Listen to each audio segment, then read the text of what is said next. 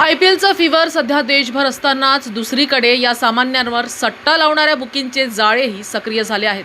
मात्र चंद्रपूर पोलिसांनी या बुकींविरुद्ध कंबर कसली असून एकाच दिवसात 2 मोठ्या कारवाया केल्यानं सट्टेबाजांचे धाबे दणाणले आहेत. पहिली घटना सावली तालुक्यातील निमगाव येथील आहे. 22 एप्रिल रोजी रात्री राजस्थान रॉयल्स विरुद्ध लखनौ सुपर जायंट्स हा सामना सुरू असताना लोमेश राजगडे हा तरुण आपल्या घरातूनच मोबाईलवर सट्टा चालवत असल्याची गुप्त माहिती पाथरी पोलीस स्टेशनचे पोलीस निरीक्षक नितेश डोरलीकर यांना मिळाली. वरिष्ठांच्या परवानगीने पोलिसांनी तातडीने निमगाव येथे धाड टाकली.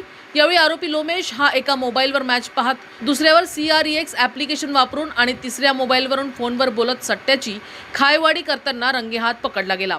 पोलिसांनी त्याच्याकडून 21,000 रुपयांचा मुद्देमाल जप्त केला असून पाथरी पोलीस ठाण्यात गुन्हा दाखल करण्यात आला आहे. दुसरी मोठी कारवाई चंद्रपूर भागातील रामनगर पोलीस स्टेशनच्या हद्दीत करण्यात आली. स्थानिक गुन्हे शाखेला माहिती मिळाली की दूध डेअरी RTO रोड भागात सट्टा सुरू आहे. पोलिसांनी या ठिकाणी छापा टाकून प्रणय व्यंकटेश चिलमलवार, वय वर्ष 24, राहणार अहेरी, याला nice7777.fun या बेटिंग ID वर सट्टा खेळताना अटक केली आहे.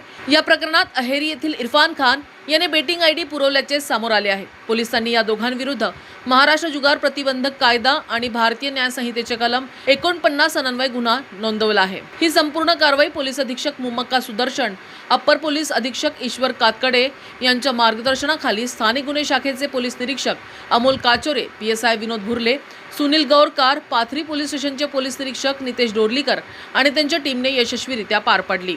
IPLच्या काळात अशा अवैध प्रकारांवर पोलिसांची करडी नजर आहे. त्यामुळे नागरिकांनी अशा जुगारापासून दूर राहावे असे आवाहन पोलीस प्रशासनाकडून करण्यात आले आहे. न्यूज एक्सप्रेस करिता मिथुन मेश्राम, चंद्रपूर.